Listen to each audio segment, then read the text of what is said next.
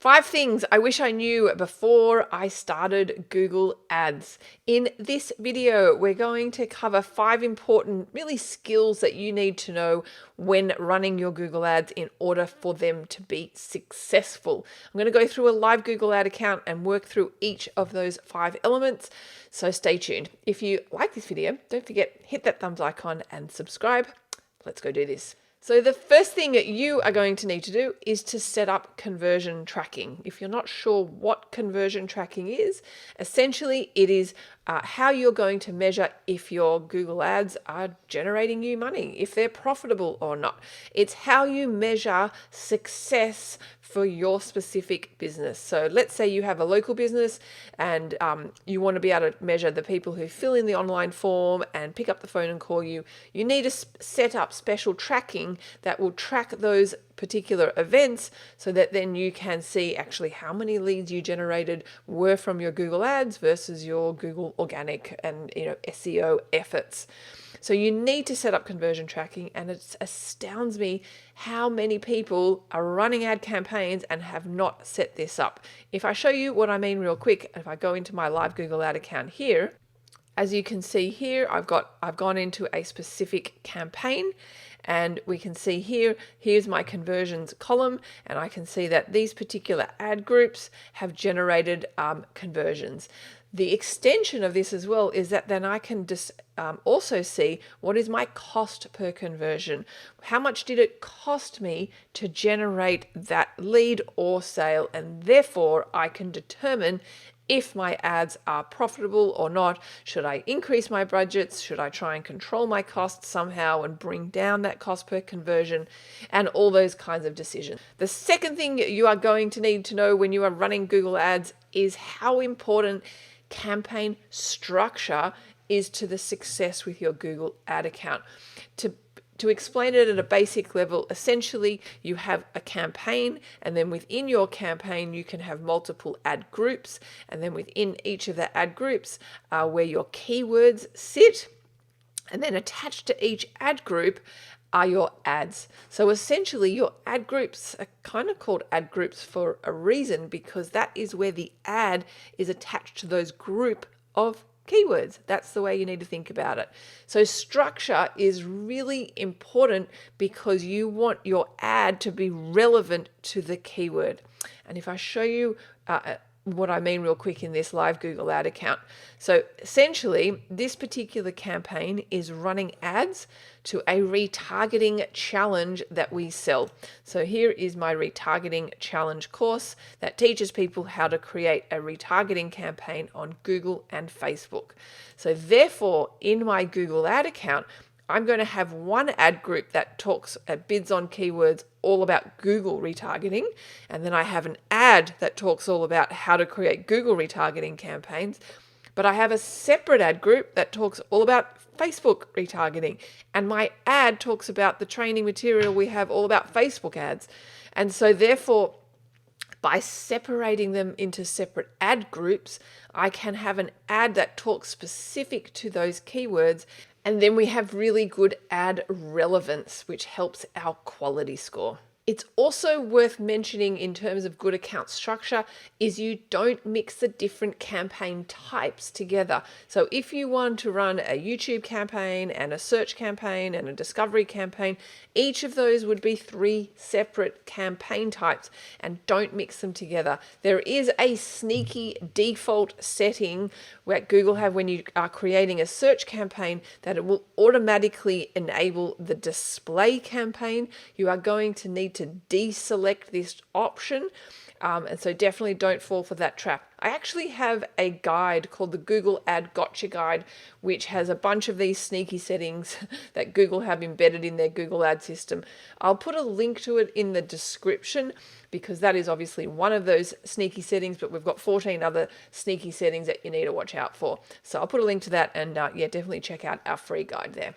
The third thing you are going to need to know before you start your Google ad campaign is to understand the different keyword match types. If you're unsure what they are, I'll put a link to a full video in the description, but essentially there's three main keyword match types: exact, phrase, and broad, and actually there's a fourth, negative keywords, but you really need to understand the different types of match types and how it's going to affect what your ad will actually show for and therefore your performance. The fourth thing that you need to understand before you launch your Google Ads is how to write good ad copy. You have to know that there are character limits for your headlines and descriptions, but really how to write good ads that filter in the right people into your ecosystem.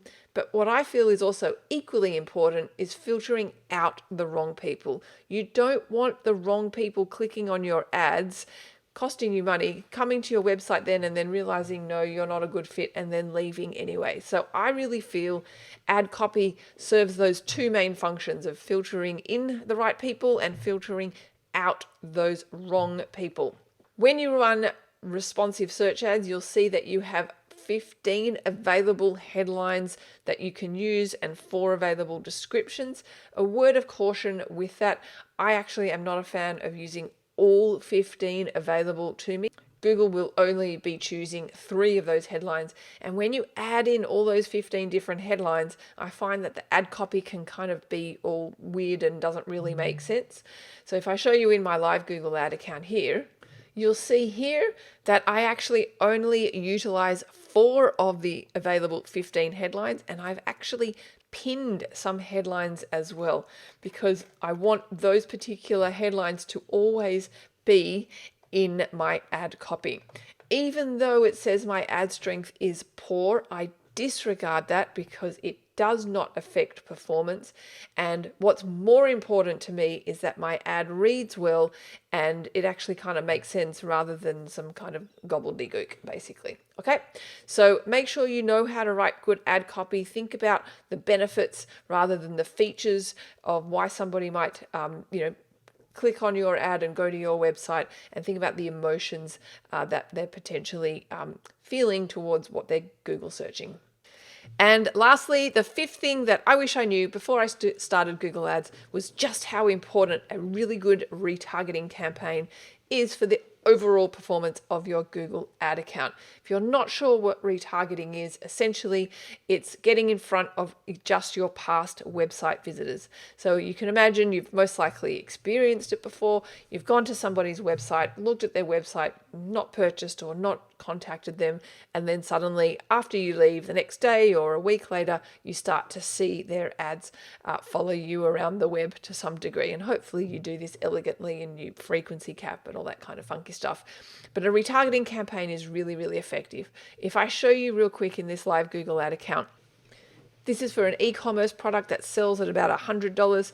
So really, it's not an impulse buy for people. So a retargeting campaign is a great way to remind people, hey, you were looking at this product. Why don't you come back and check it out again? And as you can see here, we get sales at a very affordable price.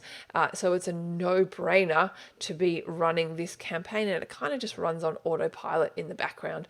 I'm actually a massive fan of retargeting on more than one platform. So not just retargeting on Google, but also retargeting on Facebook and Instagram and other platforms as well.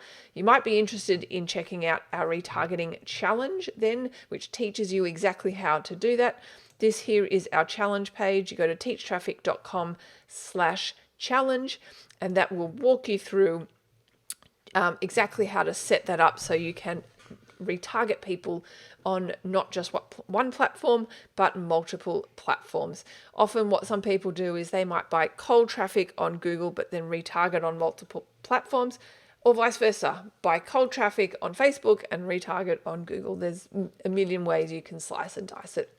So there you have it. They are the 5 things that I wish I knew before starting Google Ads. And if you haven't got clear on any of these 5 things and you've got campaigns running, you definitely want to educate yourself. Find links in the description to any further videos as well. Thanks for watching. If you like this video, don't forget, hit that thumbs icon and subscribe, and you can check out my website, teachtraffic.com.